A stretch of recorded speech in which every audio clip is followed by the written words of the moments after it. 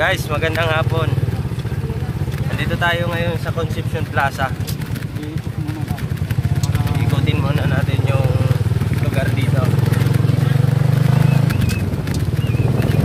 Hindi masyadong mabigakan dito. Masyadong mabilis yung takbo namin ni Boss Randy. Boss Idol. Ayan o.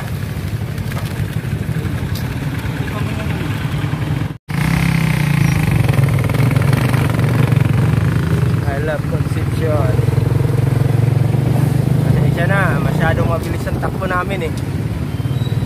Hindi ko masyadong maayos ang hawak ng aking camera.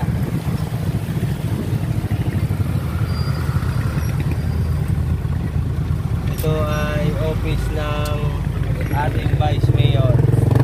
Ayan siya oh.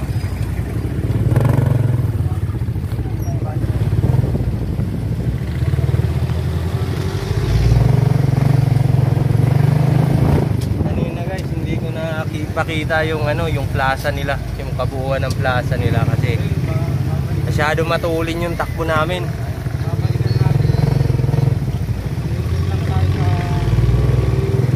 Itong tour guide natin, siya nakakaalam ng lugar dito. Ayan guys, kita nyo dyan guys yung simbahan ng Concepcion. Immaculate Concepcion pala. Ayan siya, ayan. Nakasara. Nakasara nga lang guys. Ayan. Ito ang kanilang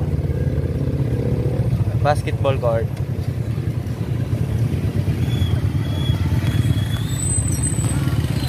Pupuntahan natin yung guys, yung munisipyo ng Concepcion. Papakita ko sa inyo.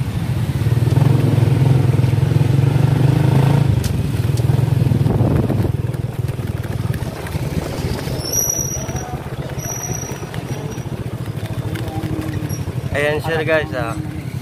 Ayan ang munisipyo ng Concepcion. At sa kabila naman guys, ito na naman yung kanilang plaza ng grandstand. Yan. Hindi tayo makababa kasi wala tayong mapaparkingan dito. Baka mahuli yung ating tour guide.